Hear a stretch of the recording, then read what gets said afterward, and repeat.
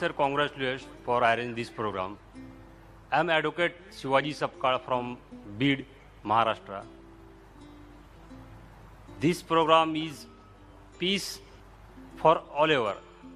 I get the opportunity to ask question, but my question is not related to Quran. Yes, sir. Yes. Sir, there are lakhs of Marathi speakers. I also Marathi. What is the role of IRF, means Islamic Research Foundation? What IRF doing for Marathi or non-Muslims? That was a very good question. Since we are living in the state of Maharashtra, he's asking what are we doing as far as Marathi is concerned and what are we doing for non-Muslims. As far as Marathi is concerned, I'll be very frank with you. We want to do, but we aren't doing much. There are some of my books being translated to Marathi by others because I can understand Marathi, but I can't speak Marathi. I mean, I should be able to do it. We are trying to make our children speak many languages, but I can understand Marathi, but I can't speak. A little bit, I can, but I don't master the language. Maybe then I would have given lectures in Marathi also.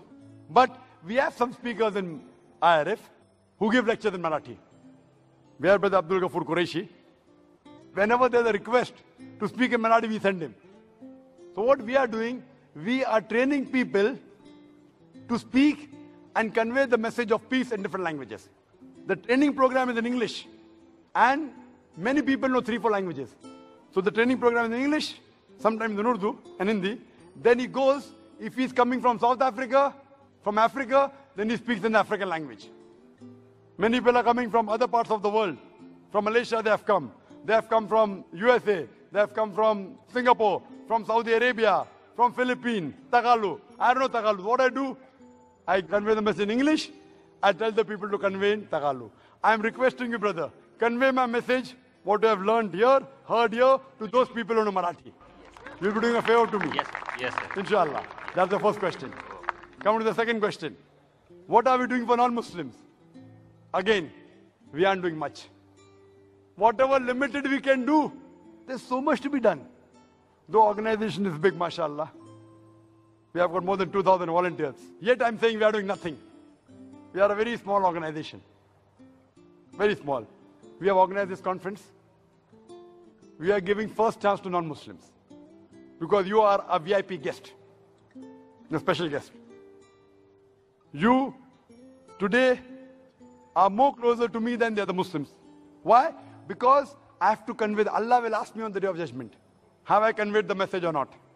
So I'm trying my level best to convey personally on this level. Furthermore, this conference, the 10-day conference, we have invited non-Muslims and we mentioned in the posters, all faith welcome. People of all religion welcome. But in question and answer session, we give them first preference. We give them priority. So that the doubts can be cleared. Even the Muslims have got doubts. The Muslims, they get angry with me. Brother Zakir, what about us? Afterwards, kal dekh lenge, no problem. Okay. Kal matlab abhi kal ne, ab 10 din ke baad dekh lenge. So what we have, besides giving the message here, maybe there are tens of thousands of people here now. MashaAllah, tens of thousands of people. But there are more than 60 million people watching live. But yet, we are doing nothing.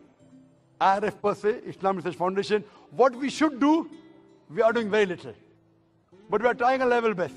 And we pray to Allah subhanahu wa ta'ala that may He accept our humble effort that we are doing in trying to spread His message to the world. Hope that answers the question. Wish you all the best for your organization, sir. Yes, brother, the next question. My name is Sahil. I'm a graphic designer. I'm a poet. May peace be on you, Dr. Zakir. I always wanted to say this. I've got a chance by God's grace today. I love you, Dr. Zakir. I love you very, very much. And I thank you. May peace be on you too, brother. And I thank you I too love you, brother. I too love you, brother. Thank you. And I thank you for the ample amount of knowledge I've got going through your lectures from my friends, from my sister Nagma. And there's a slight bit of confusion between the word of God and the people who believe the concept of Judgment Day. like there's a small question. We believe, like the Muslims believe, that on the judgment day, the dead will be put life in them. And some of the Muslims believe that it will be on the first night in the grave that the dead will be put life, and there'll be azab and questions and answers in the grave. So I just wanted to clarify this.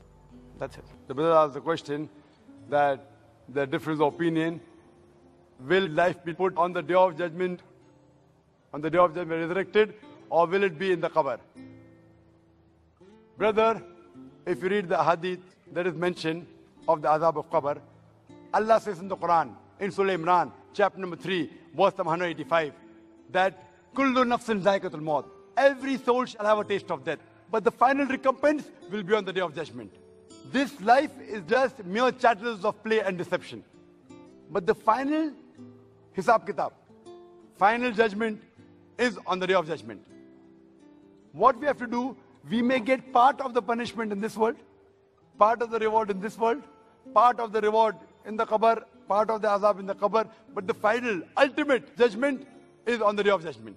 The final total of good and bad will be recorded on the day of judgment, and then, based on your deeds, you will either go to heaven or hell. Some of this will be given in this world, some in the grave, but the final accounting will be on the day of judgment. Hope that answers the question. Thank you. Yes, sister. Hi, I'm an American student studying culture and theology, and I have a question. You said Jesus never claims his divinity, and that Jesus was only here for Jews, but the Bible says, "Tell us if you are the Christ, the Son of God." And Jesus replied, "Yes, it is as you say." And then in Matthew 28:18 through 20, Jesus says to his disciples, "All authority in heaven and on earth has been given to me. Therefore, go and make disciples of all nations, baptizing them in the name of the Father and of the Son and of the Holy Spirit, and teaching them to obey everything I have commanded you. And surely I am with you always to the very end of the age." Sister has quoted two verses from the Bible. The first one, if I'm mistaken, you said that Jesus claimed that you are Son of God. Did you say that, sister?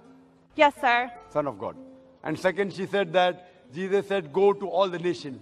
What she's quoting is the ending last portion of the Gospel of Matthew. If you go earlier, sister, it's mentioned in the Gospel of Matthew, chapter number 15, verse number 24. He says to the apostles that I have been sent not but to the lost sheep of the house of Israel. What you quoted, according to the scholars of the Bible, what they say, that is an interpolation. But whether it is or not, I don't argue. But then there's a contradiction in the Bible. The Bible clearly mentions in the Gospel of Matthew, chapter number 10, verse number 5 and 6, Jesus Christ, peace be upon him, says to the apostles, "Go ye not into the way of the Gentiles, going not in the way of the non-Jews, the Hindus, the Muslims, but rather go to the lost sheep of the house of Israel." As far as the first question is concerned, that Jesus Christ, peace be upon him, said that I am the Son of God. Sister, do you know, in the Bible, God has got sons by the tons. Adam was the son of God. Ephraim was son of God. Israel was son of God. All those, they are led by the Spirit of God, they are sons of God. So if you are a righteous person, you are a son of God. If I am a righteous person, I am a son of God. That is the language of the Bible. As far as calling son of God to a righteous person, I do agree that since Prophet Jesus was the messenger of God, he should be called the Son of God. But what do the Christian missionaries say? No, no, no, no. He is not a normal son. He is the begotten Son. And they quote the Bible, Gospel of John, chapter number 3, verse number 16. For God so loved the world that he gave his only begotten Son. Whosoever believes in him shall not perish but have everlasting life. So what we have to realize, that this verse of the Bible, begotten Son, according to the 32 scholars of the highest eminence of 50 corporate denominations, if you read the RSV, Revised Standard Version, they say this word begotten is an interpolation, is a concoction, is a fabrication, and the thrown out of the Bible. So Jesus is not the begotten Son, because begotten means it belongs to an action of animals of lower level. So he is verily the Son of God. Son meaning a righteous person, we have no objection, but he is not the begotten Son. Lam yalid wa lam yulad. He begets not, nor is begotten. I hope that answers the question. Wa akhiru da'wana alhamdulillahi rabbil alameen. Jazakallah khair. We thank Allah subhanahu wa ta'ala for making this program possible. We know you have many questions, but there are time limitations to the program.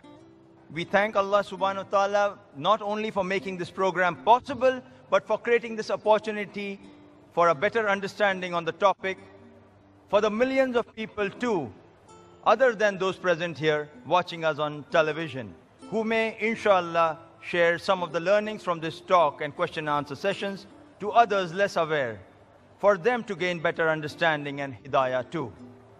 We thank all who have contributed and made this program practically possible for all present here today and for its telecast, and those who have come to attend this program. Jazakallah.